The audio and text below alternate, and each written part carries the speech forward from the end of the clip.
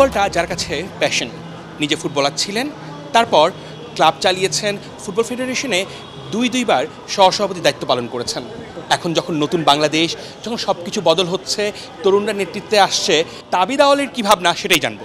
আজকে আমি officially declare দিচ্ছি যে আমার যে অনেক দিন একটা ইন্টারেস্ট ছিল বাংলাদেশ ফুটবল ফেডারেশনের প্রেসিডেন্ট হওয়া, তো আগামী আসন্ন বিএফএফ 2024 ইলেকশনে আমি প্রেসিডেন্ট পদে নির্বাচন করার জন্য প্রস্তুতি নিচ্ছি। যখন আপনার দল ক্ষমতায় ছিল না, একটা প্রতিবন্ধকতা, একটা বাধা ফেস করেও কিন্তু আপনি নির্বাচনে অংশ নিয়েছেন এবং ভালোভাবেই দুইটা নির্বাচনে আপনি পাশ করে এসেছেন। এইবারের নির্বাচন ফিল্ড কীরকম হতে যাচ্ছে? দেখেন, আমরা সবসময় চেষ্টা করি রাজনীতি এবং বিশেষ করে একটা সরকারকে এই ফুটবলের ভিতরে নিয়ে আসার জন্য। সত্যি কথা বলা হলো যে বাংলাদেশের ফুটবল নিয়ন্ত্রিত হয় ফিফার ধারণে। ফিফা যেই রূপরেখা করে দিয়েছে সেই রূপরেখাতে পরিষ্কার বলা আছে যে কোনো এক্সটার্নাল ফ্যাক্টরস ফুটবলে ইন্টারভিন করতে পারবে না। কারণ আপনি ঢাকা উত্তরের মেয়র ইলেকশন করেছেন, হয়তো বা সামনেই যদি আবার মেয়র ইলেকশন হয়, এদিকে আবার ফুটবল ফেডারেশনের সভাপতি, দুই জায়গায় সময় ম্যানেজ করা কতটা কঠিন হয়ে যাবে আপনার জন্য?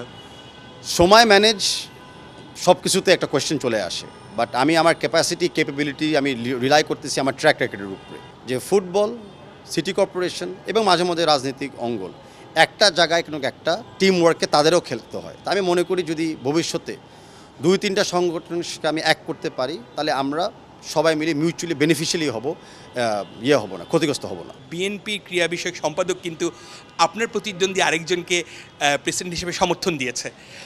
দলের হাইকমান্ড থেকে এই ধরনের কোনো নির্দেশ ছিল কি না যে ক্রীড়াঙ্গন রাজনীতিমুক্ত করতে হবে? দল হিসাবে বাংলা জাতীয়বাদী দল কিন্তু 31 দফা পরিষ্কার দিয়ে দিচ্ছে রাষ্ট্রকে মেরামত করার জন্য। সেই রাষ্ট্র মেরামতে অনেক সামাজিক জায়গায় আমাদের সংস্কার আনতে হবে। সামাজিক সংস্কারের একটা অন্যতম প্রক্রিয়া হলো ক্রীড়া।